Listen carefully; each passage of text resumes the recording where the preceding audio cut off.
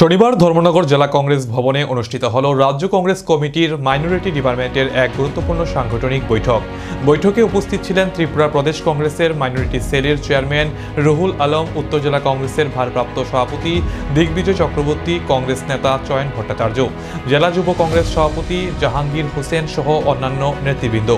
সাংগঠনিক বৈঠকে রাজ্যের সংখ্যালঘু সম্প্রদায়ের মধ্যে কংগ্রেসের ভিত্তি আরও মজবুত করার নানা দিক নিয়ে আলোচিত হয়। বৈঠক শেষে সাংবাদিক সম্মেলনে কংগ্রেস নেতৃত্ব জানান, আগামী দিনে সংখ্যালঘু কংগ্রেসের পক্ষ থেকে রাজ্য জুড়ে নানান কর্মসূচি গ্রহণ করা হবে।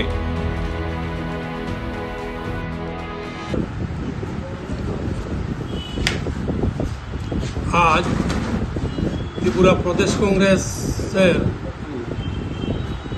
মাইনরিটি ডিপার্টমেন্টের যে সাংগঠনিক প্রোগ্রাম ধর্মনগর ডিস্ট্রিক্ট কমিটি আয়োজন করেছে এবং সে আয়োজন আমাদের ম্যাক্সিমাম সাংগঠনিক বিষয়ের উপর আলোচনা হয়েছে।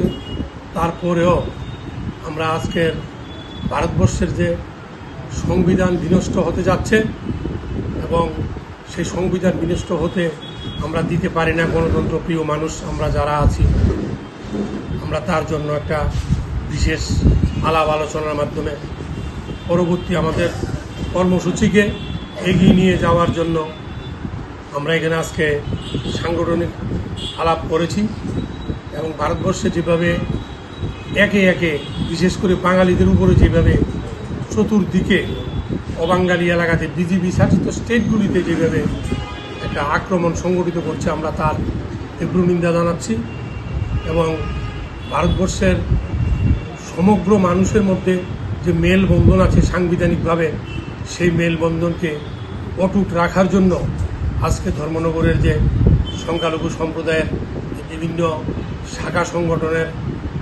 যে ব্লক কর্মকর্তারা এবং ডিস্ট্রিক্ট কর্মকর্তারা এবং ধর্মনগর প্রদেশের যারা কংগ্রেসের কর্মকর্তা, আমরা সবাই একসাথে মিলিত হয়ে ঐক্যবদ্ধভাবে আগামী দিনে ভারতবর্ষে তথা ত্রিপুরাতে গণতান্ত্রিক পরিবেশ সৃষ্টি হওয়ার জন্য আমরা আমাদের আন্দোলনের ধারাকে জারি রাখবো। আমরা আজকে এই প্রতিজ্ঞা করে এখানে আমাদের সভা চলছিল।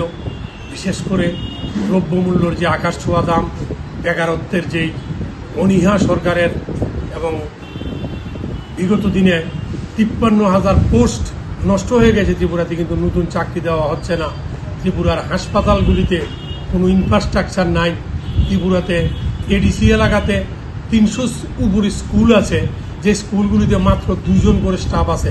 এইভাবে একটা শিক্ষা ব্যবস্থা চলতে পারে না এবং ত্রিপুরার সর্বত্র সম্পূর্ণ শিক্ষা ব্যবস্থাগুলি ভেঙে পড়েছে। আগরতলার বনেদি স্কুলগুলি, ধর্মনগরের বনেদি স্কুলগুলি, সোনামুড়ার তথা ত্রিপুরার সব ভালো ভালো স্কুলগুলিতে এখন স্টাফের অভাব। সোনামুড়া যেখানে আমার বাড়ি, সেখানে এনসিআই নামে একটা স্কুল আছে। আমরা যখন ক্লাস 9-10-এ পড়েছিলাম সেখানে স্কুলে স্টাফ সংখ্যা ছিল 60 জন। আজকে সেই স্কুলের মাস্টারের সংখ্যা মাত্র 14 জন। এভাবে একটা শিক্ষা ব্যবস্থা চলতে পারে না।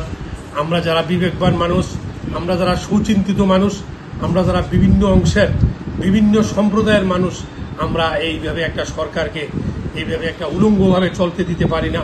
আমরা তার বিরুদ্ধে আন্দোলনে আগামী দিনে বৃহত্তর আন্দোলনে নেমে আমরা ত্রিপুরার বিজেপি সরকারকে পতন ঘটানোর জন্য আজকে আমরা এখানে সবাই ঐক্যবদ্ধভাবে মিলিত হয়েছি।